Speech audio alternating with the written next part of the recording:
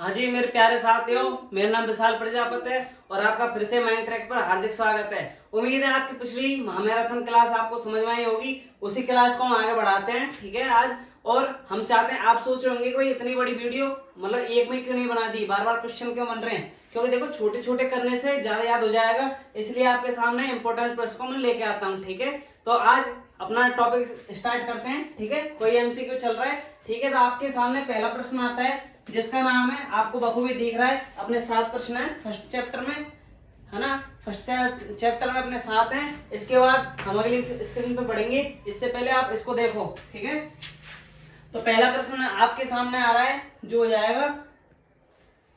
तो हमारा पहला प्रश्न है, हमारे संविधान की प्रतिलिपि की संख्या कितनी है। मतलब जो हमारे संविधान बना था तो उस समय उसकी प्रतिलिपि मतलब कार्बन कॉपी एक तरह से बोल सकते हैं, तो उसकी कितनी बनाई थी।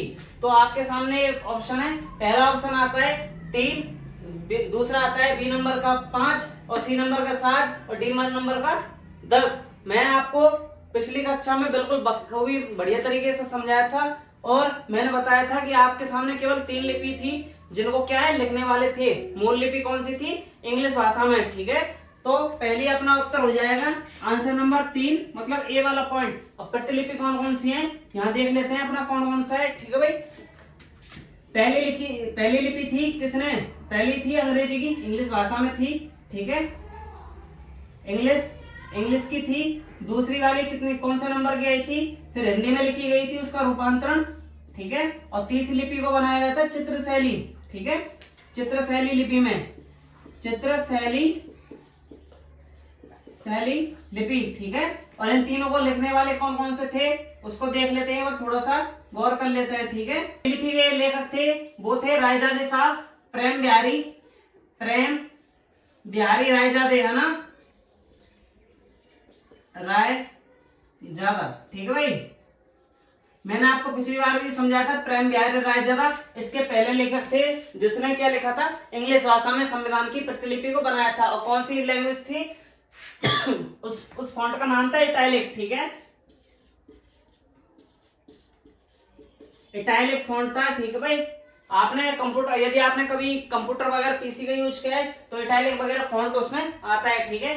दूसरी बात थी देखो हिंदी को लिखने वाले और चित्रशैली को लिखने वाले, देखो चित्रशैली को लिखने वाले थे नंदन लाल जी, है ना, नंदन लाल बोस, ठीक है। और हिंदी को लिखने वाले थे अपने वैद्य जी जिसका नाम था बसंत कृष्ण वैद्य, ठीक है भाई,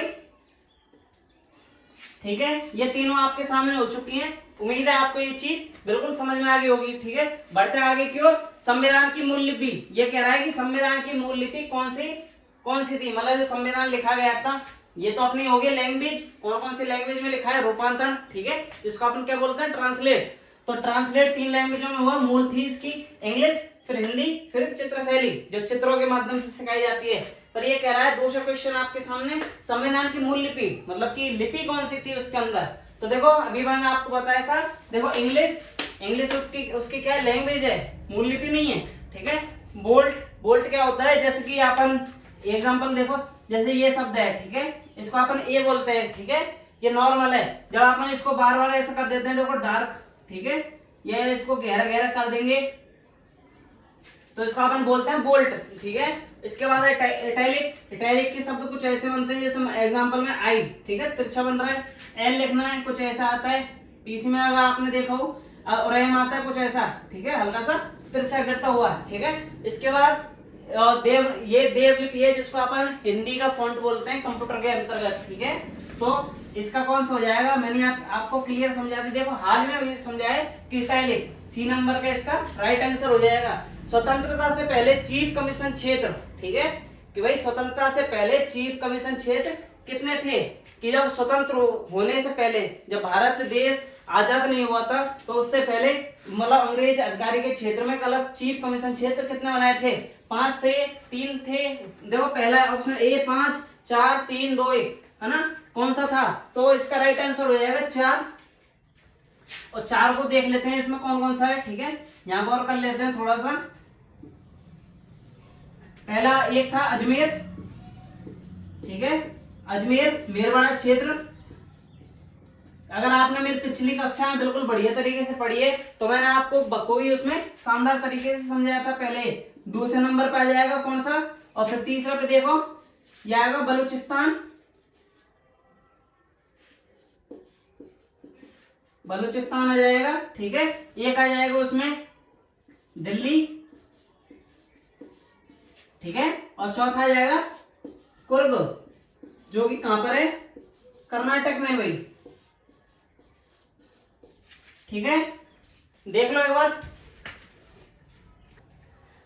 आगे बढ़ने से पहले मैं आपको बताना चाह रहा हूं कि हमारी वीडियो को आपको पसंद आ रही होगी, कृपया लाइक जरूर करें, जो आपके नीचे की आइकन बन रहा है थंब का, ठीक है, और हमारे चैनल को सब्सक्राइब जरूर करके जाएं, ठीक है। बढ़ते हैं अगले क्वेश्चन की ओर। उम्मीद है आप सारे बच्चे कर दोगे, ठीक है। तो अगला 14 प्रश्न आपके सामने, संविधान का वाचन।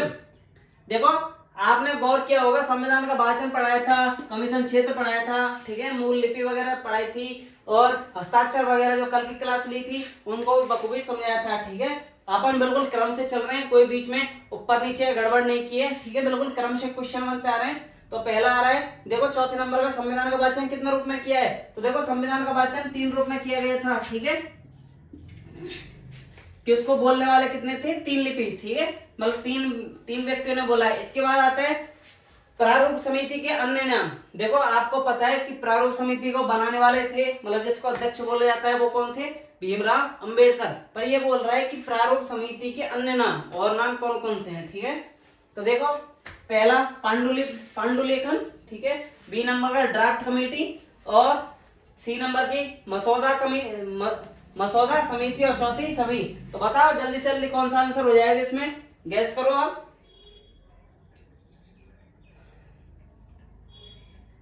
हालांकि उम्मीद है आपको ये सारी चीज अच्छे से समझ में आ रही होगी, ठीक है, फिर भी बढ़ते हैं। देखो इसका नाम सही कौन कौन सा है, देखो पांडुलेखन, इंपोर्टेंट प्रश्न है, गलती से मिस मत कर लेना, ठीक है, इंपोर्टेंट लगा दिए। पांडुलेखन है ना, पांडुलेखन बिल्कुल सही है। ड्राफ्ट समिति, इसको तो सब जानते हैं, ज्यादातर सभी को पता है कि ड्राफ्ट समिति, ये शब्द आपने पढ़ा है।